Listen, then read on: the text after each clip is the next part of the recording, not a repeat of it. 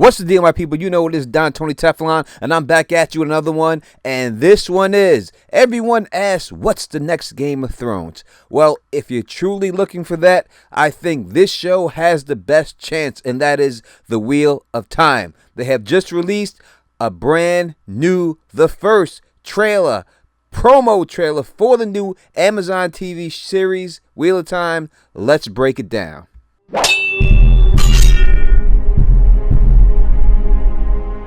What up to all my thugs, nerds, freaks, and geeks? You're now rocking with the best of Don Tony Teflon. And if you can, please subscribe, click that bell so you can be notified every time I drop a new video. Also, thumbs up this video. As always, 500 is the goal to trigger the YouTube algorithm. Help a brother out.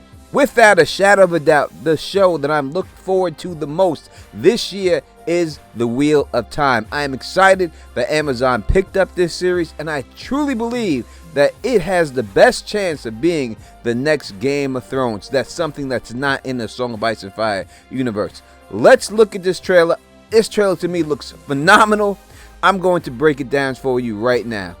And by doing so, I'm going to tell you what I liked about the trailer, and if there was a couple of things I did not like about the trailer, I will tell you that also, and I will not spoil anything in case you have not read one of the many books this series is drawing off of.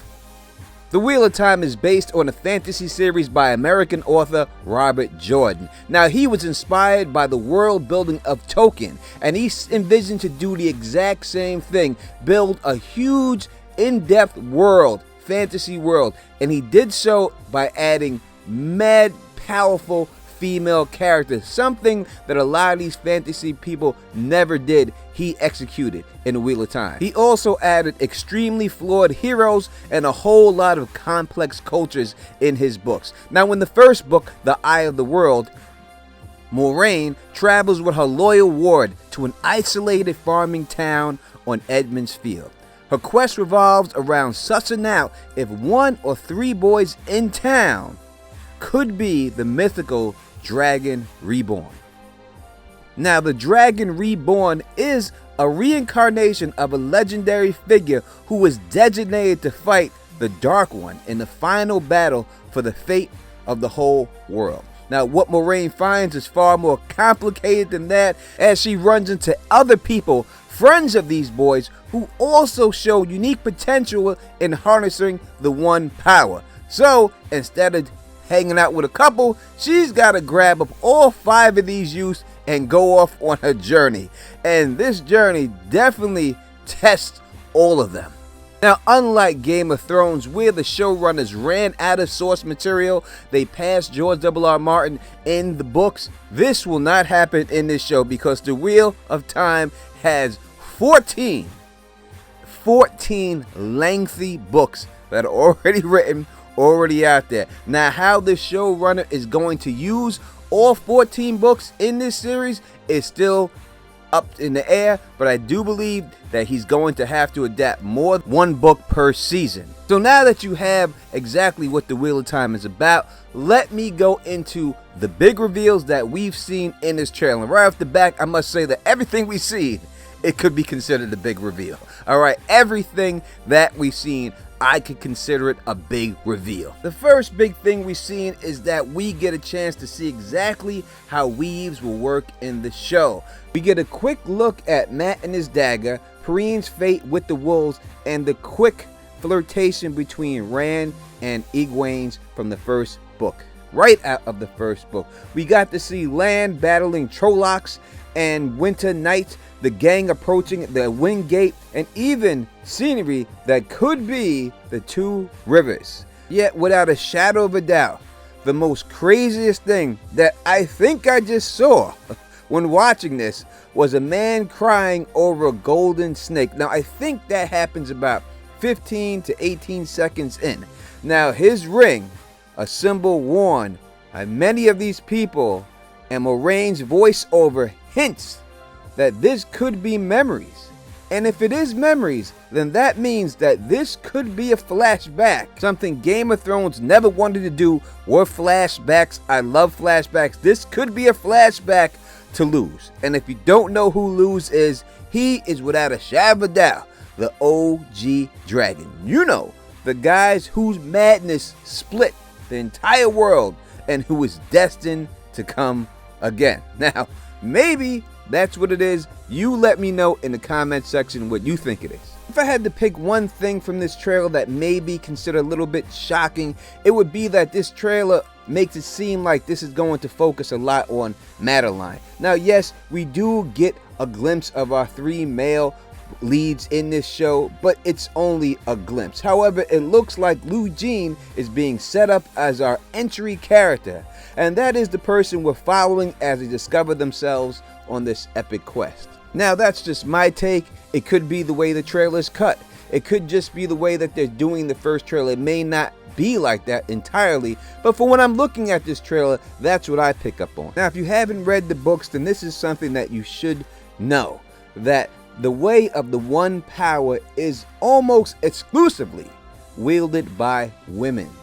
In this world, the women are without a shadow of a doubt the dominant power, which makes it crazy that some random farm boy who doesn't understand what's happening to him could ultimately have some of this power, and it seems that they're setting this up beautifully. Now, if they do focus the first season on Egwene, this does not negate Mat, Rand, or Perrine's journey. In fact, from this trailer, it's clear that we will see their origins also.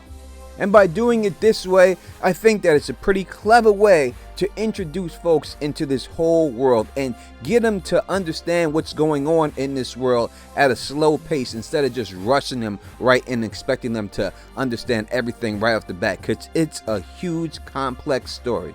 Let me back it up right to the first shot, right when we see Egwene and Nynaeve off a cliff. Likely this is outside their home in Edmund's Field in the Two Rivers. Now, Nynaeve is the village wisdom, a healer and listener of the wind who could predict all of the weather. Now, all the villages in the area have their own wisdoms, and Egwene wants to follow in Nynaeve's footsteps. So perhaps they're doing something related to that here, especially with Nynaeve telling Egwene, be strong. I want to give you a little bit of the backstory, but I don't want to spoil anything, so I'm not going to go into too much detail. I'll do another video shot by shot and break down the whole thing and explain everything with spoilers involved.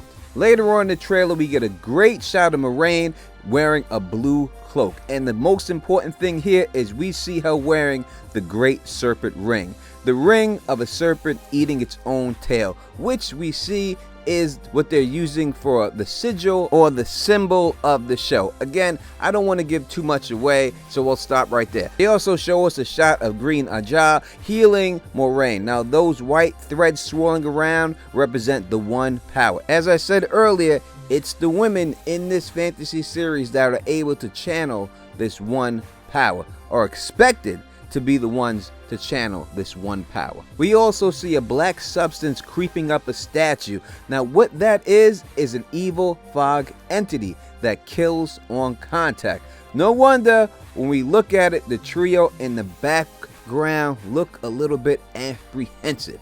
Quickly after that, we see Mat looking away from a man in the cage.